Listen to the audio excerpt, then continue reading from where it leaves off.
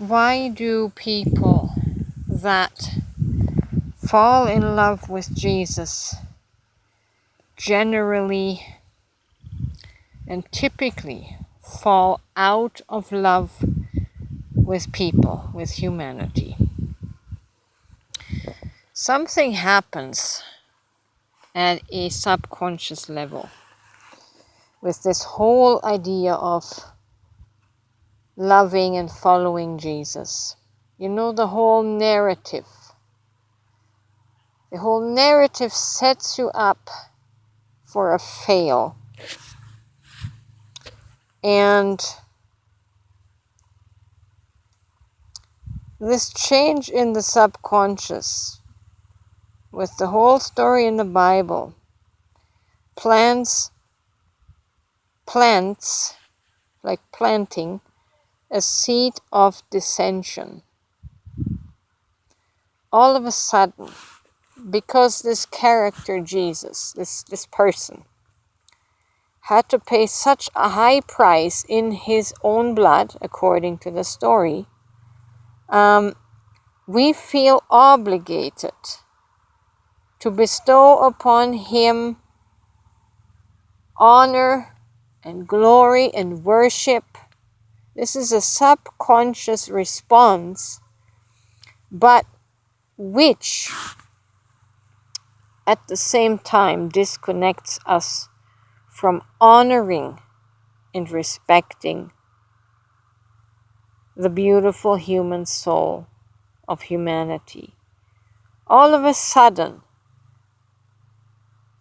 because we feel compelled, we need to offer this man Jesus, this Spirit, something in return for his great sacrifice. We become obligated, we become indebted.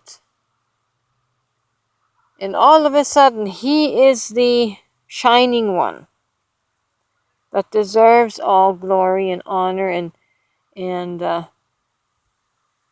adoration. It sets duality in place. It sets judgment in place. It sets criticism in place. We become hardened towards one another and see the rest of humanity as lesser, because now this one man who is said to have given such a huge sacrifice, we have to give him something in return for that, right? And most people are not aware of that snare. I mean, I'm witness to people who have been taken in by this Jesus worship, this Jesus honoring. They absolutely disrespect the common person. You're nothing but, well, you can fill in the blank. But this is a subconscious rejection of humanity. This is a subconscious disrespect of humanity, because this Jesus just deserves everything. And because he is everything, then we must be nothing. And no, it grieves me. And I hope that less and less people are actually going to consider becoming Christians and following Jesus, because it's just not right. The absolute dishonoring of a human being that chooses not to give any attention or respect to the story and person of Jesus. I mean, you become the devil. And energetically, you feel that from Christians every time. If you're not a professor of Jesus and confess that he's your Lord and Savior, you're nothing. You're nothing in their eyes. And energetically, that feels just gross and yucky. And really, I really am convinced that this has been the greatest deception, because it's creating such a spiritual ego that people just can't see out from behind. It just blocks the pathway to the heart. It's no good. It's really no good. Because I'm so aware of what goes on in the subconscious, on the psychological level now. These things just shout at me. They're so obvious, while the person themselves are completely oblivious to it. And it's sad. It's just really sad to witness. And Jesus seems to alienate people from, their fellow human beings.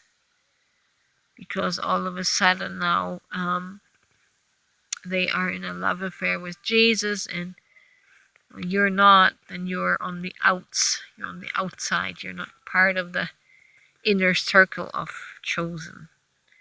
And that ripples, that tears a rift through the fabric of society. That's what kept humanity divided all these generations. Because we just cannot see the divine aspects that are concealed under this flesh and blood suit. And people don't recognize who we are, that we are actually divinity walking about in human bodies. We are actually the Word made flesh. And we made a mistake by applying that only to Jesus. It applies to every human. And not only the human, it applies to everything in creation, including that animal right there. It's so much more than this small narrative surrounding Jesus. The fruits are just not there. The fruits are devastating. And I hope that less and less people will be snared by this Christian story and this Christian Jesus. You're going to end up ruining your life. If you feel like you need help in your life, you need to be introduced to the real truth of who you are, who your soul is, where your soul came from. That you're not a worthless human being. You need to hear the positive side of your being here, right? It weighs on me. It really does weigh on me some days.